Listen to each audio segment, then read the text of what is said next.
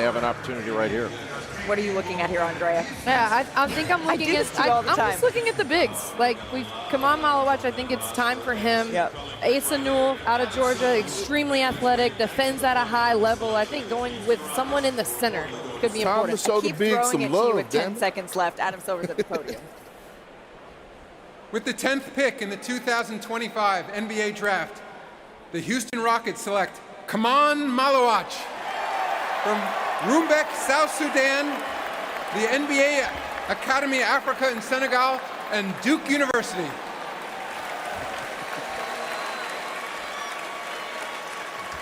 The clear emotion here for Khaman Maluach and his family.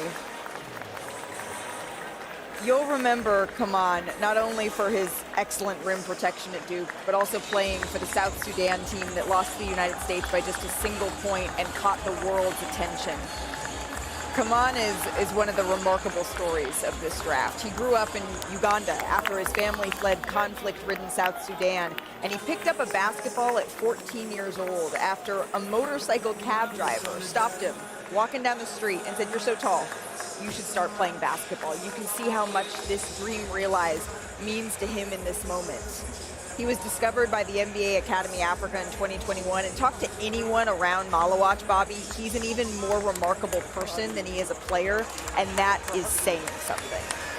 Malik, I mean, we're talking about him on the court, but certainly as a human being here, and when you look at what he's been able to do, certainly at last year at Duke, but the one story that keeps on sticking out to me is playing against Team USA, Kevin Durant and Joel Embiid, and seeing his mom, who he hasn't seen in years, walk down that aisle. And it wasn't those two players that intimidated him.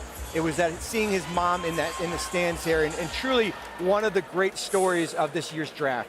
He told our Monica McNutt yesterday, Bobby, that his parents are at home and he thinks that they'll stay up a little bit past their bedtime to watch their son have this moment with NBA Commissioner Adam Silver. Jay, you can see how much this means to him. I think when you consider the journey that it took for him to get here to the NBA, to be selected here, he was born, as we mentioned, in South Sudan. He was a little bit of a late bloomer, started playing basketball a little bit later in life before going to NBA Academy Africa, and he became just a tremendous presence at the rim. Yeah, wore number 9 at Duke in honor of Luol Deng, but you're talking about a big-time rim protector with a 7'6" wingspan, blocked a ton of shots last season for Duke, and was a real presence in the lane. Also an excellent offensive rebounder.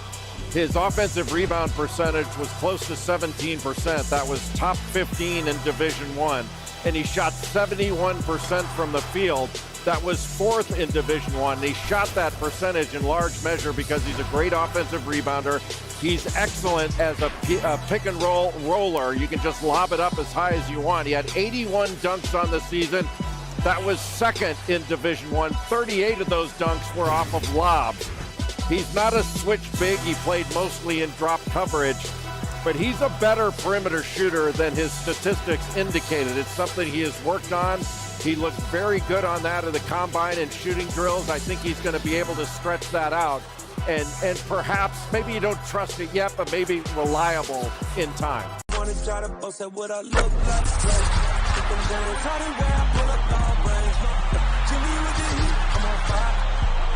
NBA,